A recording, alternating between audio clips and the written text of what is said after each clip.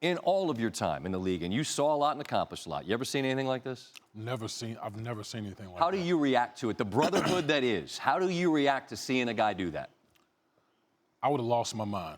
Well, there was a bunch of four-letter words that were coming out of my mouth watching this going, you got to be kidding me what I just saw. If I'm anybody in the Pittsburgh organization, the Rooney family, I'm not leaving Cleveland until we file charges. I don't care whether it's misdemeanor or whatever it is. I'm filing charges because the intent of Myles Garrett when he took the helmet and he used it as a weapon was to hurt Mason Rudolph. I think that on the football field, in the heat of the moment, what transpired, as egregious as it was, it should be specifically handled by the National Football League. I don't believe that law enforcement should get involved. Myles Garrett blacked out. He had to black out because anybody in their right mind that's been around this game as long as he has knows that that particular situation and what he did that's damn near like that's his career forever. Like, people gonna talk about that forever. Usually when the helmet comes off, everybody's like, whoa, right? Okay, we need to chill. But I mean, he just literally took his helmet and hit him upside the head. To me, that's like assault. Right. That's the first thing I said to myself was, that's assault on the football field. But to make it sound like he went and assaulted me, he went and hunted this guy down and tried to hit him in the head with a helmet, that's not what happened. Mason Rudolph brought the helmets into it. Mason Rudolph pursued him when he was being restrained by Mason Rudolph's teammates, and now Mason Rudolph is the victim. Oh, wait, man, Come hold on. Max, do you understand what could have happened in this particular situation?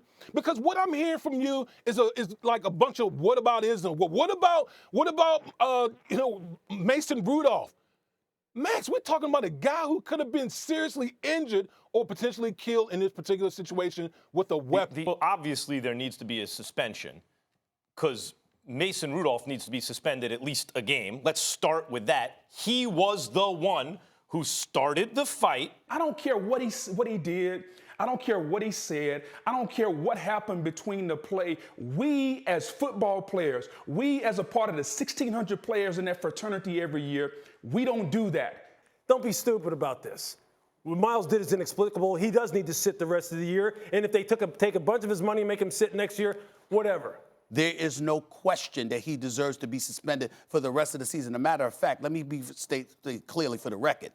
I think Myles Garrett will be lucky if he doesn't get suspended for 14 games. Like, he's not quite that guy, right? This isn't Vontaze Burfict. This isn't a guy that you would think. This is the dude they say loves dinosaurs and everything else. And he says he just snapped. He says he just lost it. But there's no circumstance under which you can take a helmet over your head and bring it down against somebody. It can't be that. I think everything was all right, even to the point where Myles Garrett took Rudolph by the face mask and lifted him up. Once he took the helmet off, if everything had stopped, everything would have been fine. You cannot be using the helmet like that. That's a helmet-to-head violent act, and it's going to cost Myles Garrett. Who knows? It could cost him into next season. But I think the NFL, in this case, did the right thing because that was an ugly way to end a nationally televised game. The suspension for Garrett makes sense. He's had a history of this in the league, and with the rest of the season only being 6 games, it definitely makes sense even if they keep it at just the season. I agree with the fines for both teams. It was an embarrassing moment on national television. I agree with the fines for all the other ancillary players involved. But what I don't agree with is the lack of suspension for Mason Rudolph. I don't understand how when a person tries to remove a helmet of another player on the football field, in my opinion, the lone move that indicates you are willing to remove reasonability from all of the proceedings, he doesn't get suspended for a game at least. He didn't even get thrown out of that game. He took another snap. I don't understand that level of adjudication for somebody who put everybody in such a dangerous and harmful scenario, and we saw how it played out, even though Garrett's behavior was completely abhorrent. I was struck, Frank, last night by the unanimity of players and former players around the NFL, starting with the first person I saw, Keyshawn Johnson, on our airways, I guess on SportsCenter, who said, no, he's got to go away for a long time.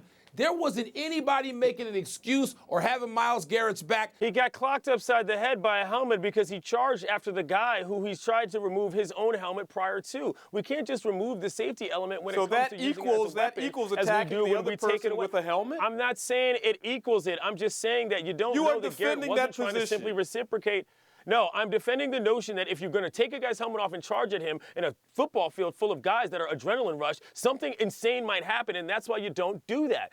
What Garrett did stands on its own Absolutely. under the category of stupid. He already had this reputation. There was a point where the guy led the league in sacks and penalties. We talked about on this show whether or not that was something the Browns were willing to deal with. Well, they were, and this is what you got. So I think he's got a much bigger hole to dig out of than people are necessarily willing to just admit. This is a pattern at this stage, and I think that that's very unfortunate for Garrett. Mason Rudolph once again, and look, I'm not saying we can project what he was going to do once that helmet was off, but what was he trying to do?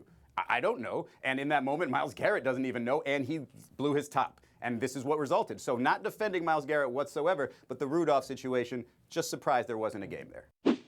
Thanks for watching ESPN on YouTube. For more sports highlights and analysis, be sure to download the ESPN app. And for live streaming sports and premium content, subscribe to ESPN Plus.